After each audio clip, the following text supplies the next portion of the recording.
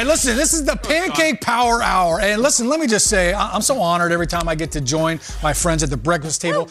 I'm even more honored and excited at the fact that they gave me a segment where I get to talk about blocking, and I get to talk about offensive linemen and tight ends and all of the, what do we call them? Frontline workers, huh? How about in this pandemic, we've been paying homage and respect to all the people that are out there doing all the work for everybody else, keeping everybody safe. Isn't that the life of an offensive lineman? I love my healthcare workers. My wife is a nurse. That's how we met. So, yeah, let's give some love to the offensive linemen. This segment, I kind of teased it a little bit earlier in the show. If you haven't seen it, it's kind of like a hybrid between cool plays, bro, and angry runs. I call it cool, angry blocks, bro. Okay. So let's get to the film. All right, listen, here's the one thing that I said. We talk about Tom Brady and Gronk catching touchdown passes and all the guys on the outside. Let's take a look at what's going on inside, all right? How about Tristan Wirfs right here, all right, just completely eliminating this defensive end. Their first-round pick right here. Shregs, you talked about the draft capital right now and the job they've done up front, but how about Gronk right here? I know we focused on the 2 touchdown catches he did. Look at Gronk on the defensive end right here on the perimeter. Look at him putting on a clinic right here. Hands are inside, and then Chris Godwin getting in on it too. Look. You're right. I know the passing game is a big part of the Super Bowl, and it was, but the fact that the Bucs were able to be so physical and the fact that it was contagious is why they won. All right, here's Tristan Wirfs right here. This looks like the same kind of play right here, right? All right. There he is getting that movement right there. And Gronk's shutting down this perimeter defender right here. This footwork right here by Gronk, I mean, if you're a tight end in high school or college right here, take notes. That's how you do it. All right, I shouldn't see any elbows. There's no elbows flaring out. There's hands are inside.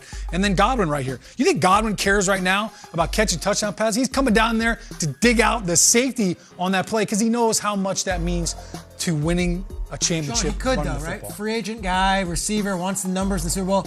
Antonio Brown got the touchdown. Mike Evans got looks. Godwin didn't do much, but these blocks show that he played a big role. He was all in. He didn't care about the stats. He cared about getting the ring. And you have to give credit to not just Bruce Arians, but how about Harold Goodwin, the assistant head coach, the run game coordinator? How about Joe Gilbert, the offensive line coach?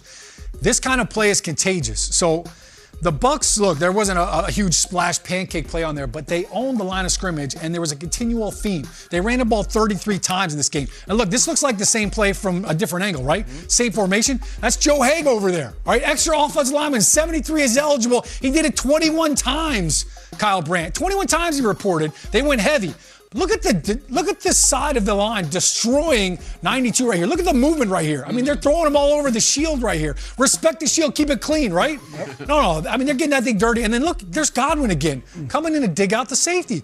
Godwin's not worried about receptions. He's handling his business. Somebody even loses a shoe at some point. Is that true? That's how much. Look. I mean, here it is again. Here's another shot. Look at Gronk right here. Gronk coming in and just smashing. Gronk smashed people. Donovan Smith, underrated player right there, had a phenomenal Super Bowl. And then look at Godwin coming in on Sorensen. Look at him coming in with the hat placement. How many times have you seen wide receivers come in there and just kind of, I blocked him. I put my hands on him. No.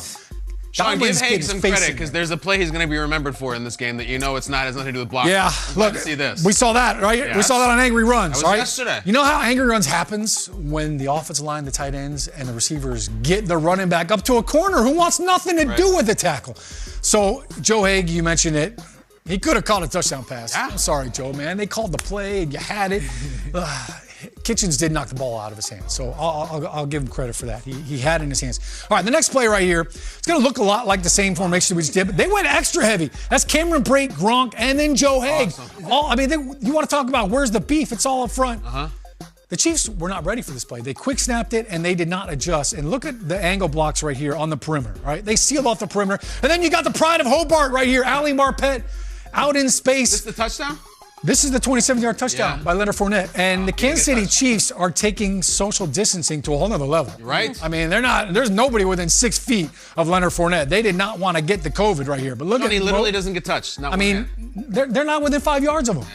I mean, that's as clean as it gets. And look, here it is right here. All right, look, watch the quick count. Look at Jensen. Look how quick he has. He has his hand on the ball for a second. Like Brady's calling for it. 8 different players on the offensive line. Chiefs only had 2 defensive guys on that side of the football on line of scrimmage. They weren't ready to play. And this is just great blocking right here. This is a clinic. They put on a clinic in the Super Bowl. I mentioned it, 33 runs in the Super Bowl. 21 times they brought in Joe Hagan, reported him eligible. And look, Leonard Fournette and Ronald Jones, who we just had on the show yesterday. Yeah. I mean, they were the benefactor, and they played smash mouth football. And you know what? Matt Hamilton did a great job setting this stuff up. We kind of been spitballing some ideas with all this stuff, and this is not something new. Like, this isn't just a light switch. Hey, we're in the Super Bowl. Guess what? Now we're going to play physical. Now we're going to play smash mouth. We're going to hit people. No, okay. This has been brewing.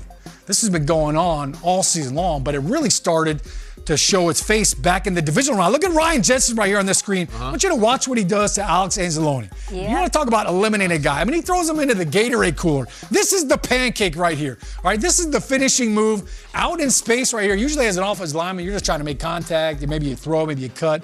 You're just trying not to embarrass yourself. But Ryan Jensen right here, he is the fire starter. Yeah. And I'm not just saying it because he's got red hair, but I mean, this guy is all about the prodigy. That's right. And he's the fire starter. He's the guy that gets everybody going. He's always around the pile. He's always body bagging somebody. That kind of stuff is contagious. And I love watching Ryan Jensen and this offensive line. I mentioned Ali Marpet. How about Aaron Stinney, the right guard who filled in for Alex Kappa, Tristan Wirfs, and Donovan Smith, a very underrated left tackle. So I love the mindset that those guys brought to the Super Bowl, but to the entire playoff run. We talk about throwing the football because it's sexy. We talk about the touchdown passes, the quarterbacks, the receivers. Tell us what's really this sexy, right here Shaun. is sexy. You want to know what's sexy? Pancakes in the morning. Everybody loves breakfast. Everybody loves carbs. I was going to quickly ask you, Wirfs is a first-round pick, and his first assignment is blocking for the greatest quarterback ever. What kind of season did Tristan Wirfs have out there in Tampa? Phenomenal season. I think he might have given up 1 sack all year long. I think when you look at, as a run blocker, I knew he was going to be dominant. The question was, can he hold up against some of the elite pass rushers? He did just that. Wow. And he got better week to week, Wirfs did.